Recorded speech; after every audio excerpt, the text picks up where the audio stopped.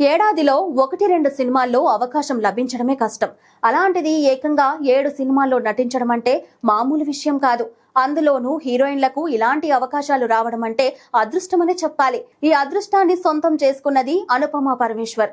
అనుపమ నటించిన lockdown cinema release కు ready అయిన సందర్భంగా కొన్ని విషయాలను మీడియాలో పంచుకున్నారు. డిసెంబర్ 5న బాలయ్య అఖండ 2కు పోటీగా ఈ సినిమా రిలీజ్ కాబోతుంది. థ్రిల్లర్ గా తెరకెక్కిన ఈ సినిమాను లైకా ప్రొడక్షన్ సంస్థ నిర్మించింది. ఇప్పటికే తమిళంలో Anupama dragon, bison, the pen detective సినిమాలో నటించింది.